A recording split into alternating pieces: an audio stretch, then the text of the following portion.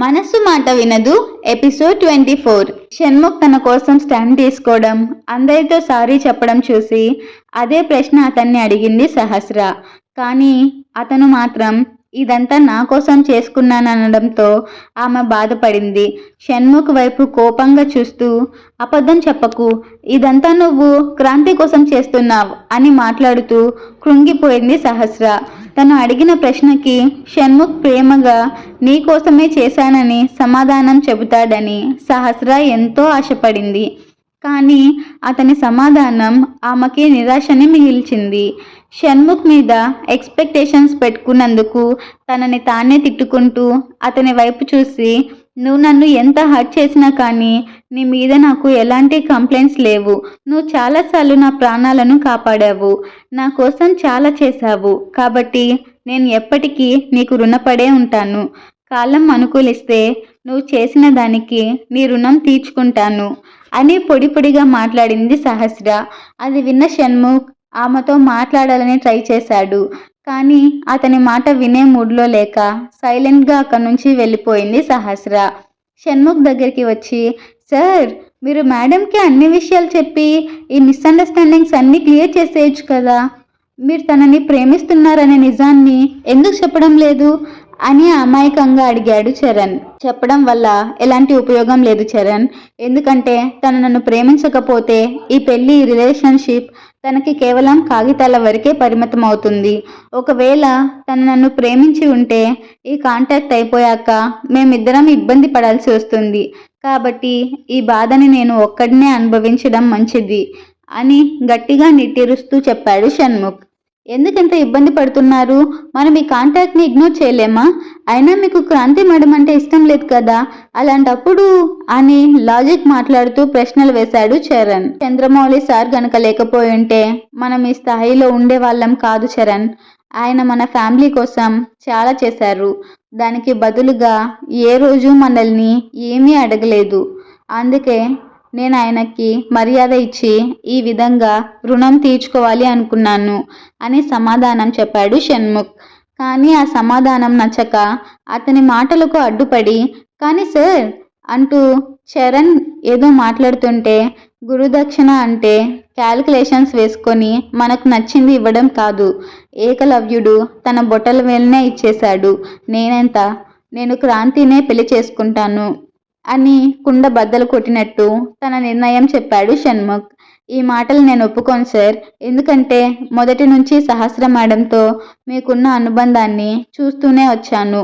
మీరిద్దరూ perfect match అని మనసులో అనుకున్నాడు చరణ్. షణ్ముఖ్ వైపు చూస్తే అతను చాలా డల్గా కనిపించాడు. అతన్ని చూసి చరణ్ మనసు బాధతో మూలిగింది. ఈలోపే ఏదో గుర్తుకు వచ్చి, అయినా చంద్రమౌళి గారి కూతురు సహస్ర ఎందుకు కాకూడదు అని అనుకున్నాడు చరణ్. వెంటనే తన రూమ్లోకి వెళ్ళి షణ్ముఖ్ వాళ్ళ అన్నయ్య అర్జున్కి ఫోన్ చేశాడు. అతను కాల్ ఆన్సర్ చేయగానే, హలో సార్, మిమ్మల్ని ఒక విషయం అడగాలి. చంద్రమౌళి గారికి పిల్లలుండే అవకాశం ఏమైనా ఉందా అని ఆతృతగా అడిగాడు చరణ్. కానీ అతని ప్రశ్న విని, ఆ ఛాన్సే లేదు చరణ్, ఎందుకంటే చంద్రమౌళి గారు తన జీవితంలో కేవలం ఒక్క అమ్మాయిని మాత్రమే ప్రేమించారు. కానీ దురదృష్టవశాత్తు ఆ అమ్మాయికి మరొకరితో పెళ్ళి అయిపోయింది. అప్పటి నుంచి ఆయన తన జీవితాన్ని ఒంటరిగానే గడుపుతున్నారు అని సమాధానం చెప్పాడు అర్జున్. కానీ దాని అర్థం ఇక ఆయనకి పిల్లలే లేలేరు కాదు కదా అని మరో రకంగా అడిగి చూశాడు చరణ్. అతని మాటలు విని ఆలోచిస్తూ, మంచి ప్రశ్నే వేశావు, నాకు కొంచెం టైం ఇవ్వు, నేను కనిపెట్టే పనిలో ఉంటాను. నువ్వు అన్నట్టు ఆయనకు నిజంగానే పిల్లలు ఎవరైనా ఉంటే వాళ్ళకి సహాయం చేసి మనం రుణం తీర్చుకోవచ్చు అన్నాడు అర్జున్. ఓకే సార్, మీకు ఏదైనా విషయం తెలిస్తే నాకు కూడా ఇన్ఫార్మ్ చేయండి అని చెప్పి కాల్ కట్ చేశాడు చరణ్.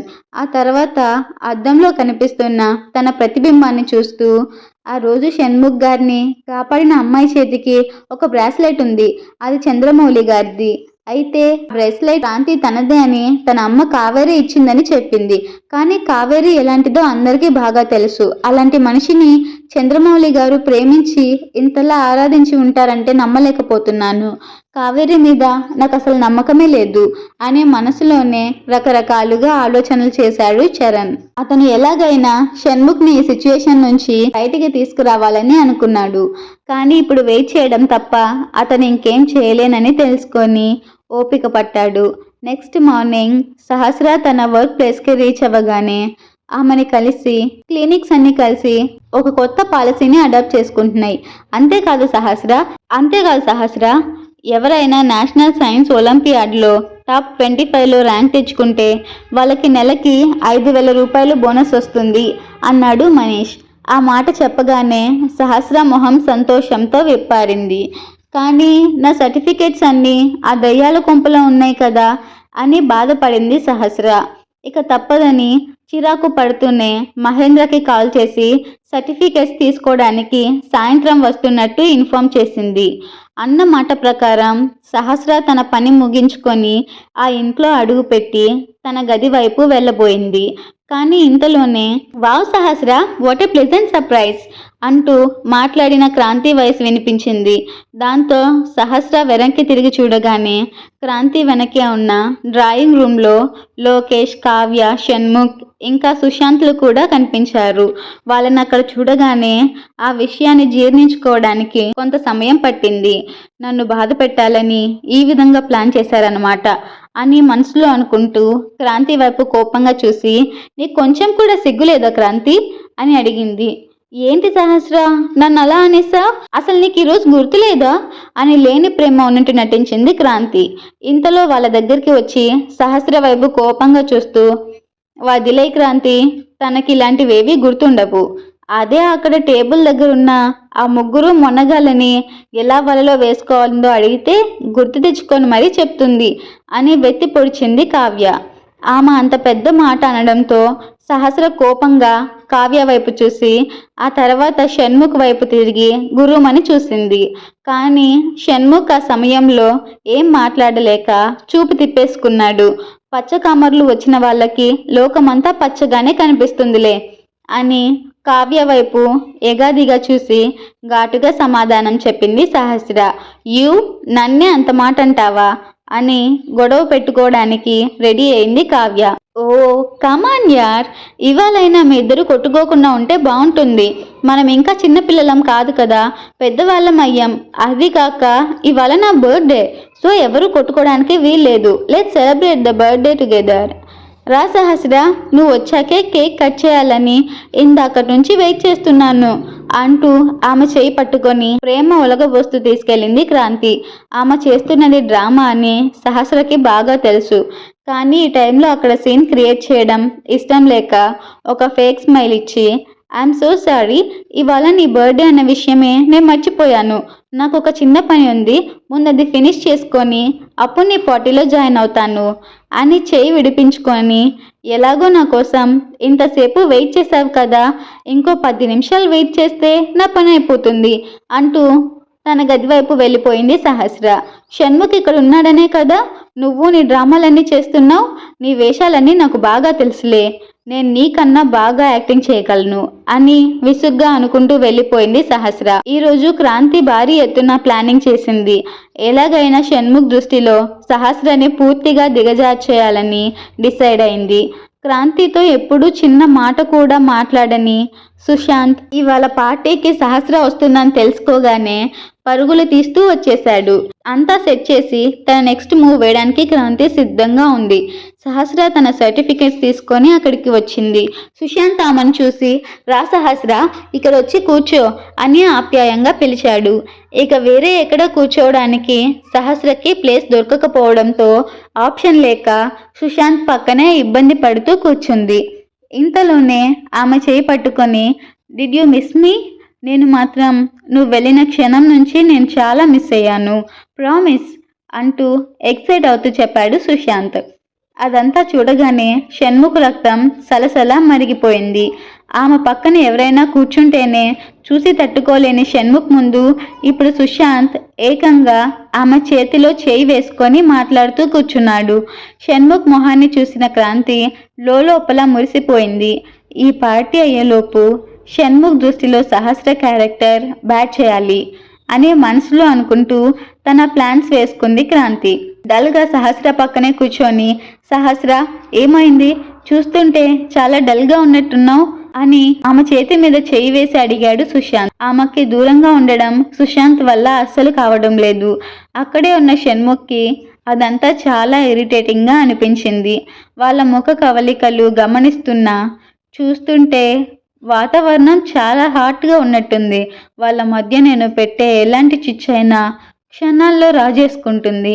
ఇదే కరెక్ట్ టైం అని మనసులో అనుకొని పెదవంచున కన్నింగా నవ్వుకుంది కావ్య. వెంటనే అక్కడే ఉన్న సుశాంత్ వైపు చూసి, సుశాంత్, నువ్వు కాలేజ్ డేస్లో ఉన్నప్పుడే సహస్రని లవ్ చేసావని విన్నాను. నీ ప్రేమ ఫైనల్గా సక్సెస్ అయినట్టుంది అని వెటకారంగా అడిగింది కావ్య. ఆ మాటకి ఆశ్చర్యంగా ఆమె వైపు చూశాడు సుశాంత్. ఇదేంటి, నేను షణ్ముఖ్ బ్రదర్ అని తనకు తెలీదా? కావాలనే డ్రామా ప్లే చేస్తుందా ఏంటి అని మనసులో అనుకొని, అదేం లేదు కావ్య, జస్ట్ పెళ్లి గురించి సహస్రని అడగగానే తన వెంటనే ఒప్పుకుంది. తర్వాత ఏం జరిగిందో మీ అందరికీ బాగా తెలుసు కదా అని నవ్వుతూ అన్నాడు సుశాంత్. అదంతా వింటుంటే షణ్ముఖ్కి ఏదోలా అనిపించింది. అది విని హ్యాపీగా ఫీల్ అయినట్టు నటిస్తూ, వావ్, అంత కూల్గా చెప్పావండి సుశాంత్, ఇంత మంచి గుడ్ న్యూస్ని ఇప్పుడే చెప్పేది, congratulations to both of you అని సహస్ర వైపు చూసి, మరి నీ మొదటి పెళ్లి గురించి ఏం ఆలోచించావు సహస్ర? విడాకులేస్తున్నావా లేక సుశాంత్ మనవాడే కదా అని ఇద్దరితో కలిసి ఉండిపోతున్నావా అని అడిగింది కావ్య. ఆమె మాటలకి సహస్రకి చాలా కోపం వచ్చింది. షణ్ముఖ్ కూడా కోపాన్ని కంట్రోల్ చేసుకోవడానికి చాలా ట్రై చేశాడు. అలా ఏం లేదు కావ్య, పెళ్ళి అనుకోకుండా జరగడమే తన లైఫ్లో జరిగిన బిగ్గెస్ట్ డ్రాబ్యాక్. అందుకే కొన్ని రోజుల్లోనే ఒక క్లారిటీతో షణ్ముఖ్ సహస్ర డివోర్స్కి అప్లై చేస్తారు. తర్వాత నెమ్మదిగా మా పెళ్లి గురించి ఆలోచిస్తాం అని అక్కడ సిచ్యుయేషన్ని హ్యాండిల్ చేయడానికి ట్రై చేశాడు సుశాంత్. అలా అయితే సహస్ర ప్రెగ్నెంట్ అని విన్నాను అని అమాయకంగా అడిగింది కావ్య.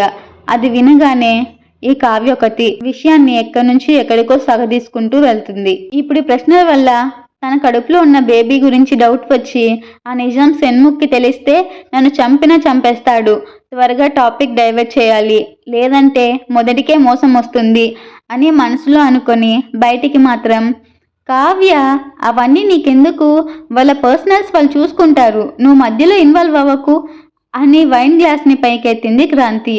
అదంతా కాస్త ఇబ్బందిగా అనిపించి, నాకు కాస్త చిరాగ్గా ఉంది, నేను బయటికి వెళ్తాను అని అన్నాడు షణ్ముఖ్. కానీ సిద్ధార్థ్ అని క్రాంతి ఏదో అడగబోతున్నా పట్టించుకోకుండా అక్కడి నుంచి వెళ్ళిపోయాడు షణ్ముఖ్. ఏమైంది షణ్ముఖ్కి? బహుశా మొన్నట్లా హెల్త్ ఏమైనా పాడైందనుకుంటా, ఒకసారి చెక్ చేస్తే మంచిది అని అనుకుంటూ సుశాంత్ పిలుస్తున్నా పట్టించుకోకుండా అతని వెనకే బయటికి వెళ్ళింది సహస్ర. బయట గార్డెన్లో నిలబడి సిగరెట్ కాలుస్తున్నాడు షణ్ముఖ్. అతని వైపు వింతగా చూస్తూ, ఇదేంటి, షణ్ముఖ్ స్మోక్ చేస్తాడా?